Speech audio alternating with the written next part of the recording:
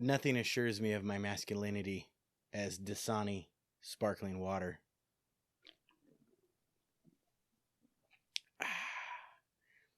God, it tastes nasty.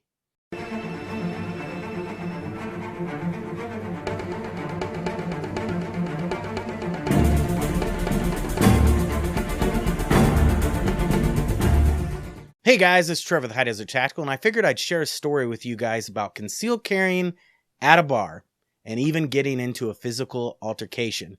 More or less, I want to share my story and get what you guys think about it and maybe give you the point of view that I had, and then I'd like to know what your guys' point of view is.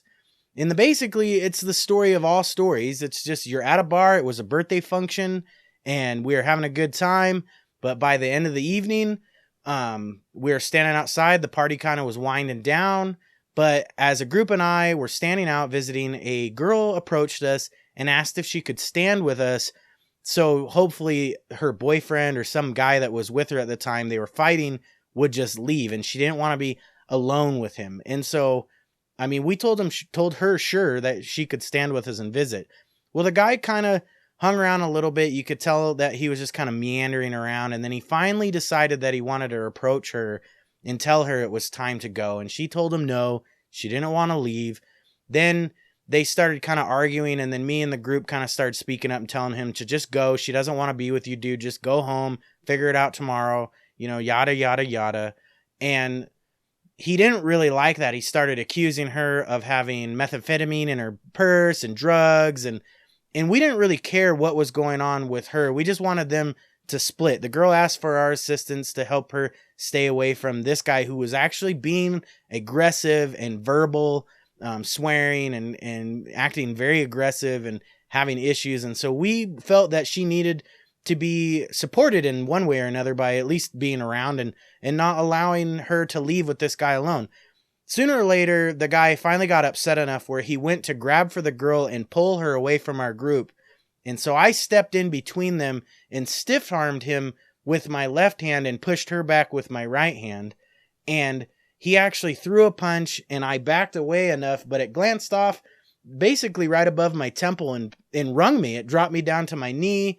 But by that time, my buddies were able to grab a hold of him and yanked him back. And ironically, the girl just started yelling about don't touch your boyfriend and let him go and blah, blah, blah, blah, blah. And I think we've all heard stories like this where the girl wants help, but then, the guy kind of gets himself in trouble and she goes to his aid. It happens. But the long story short, her and him finally kind of wandered off and argued some more, and we kind of went about our ways.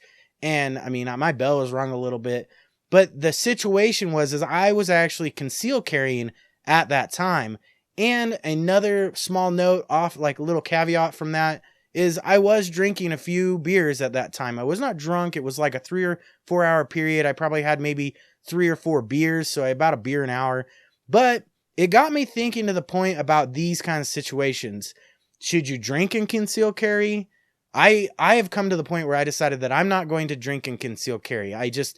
It's something that I've decided that I want to do. I don't drink a whole lot anyways, so I'm not really worried about going out drinking and not having any way to protect myself, because most of the time I'm not drinking, so I will be able to protect myself and actually make sound mind decisions and have reactions at a proper response time when it comes to the body and whatnot.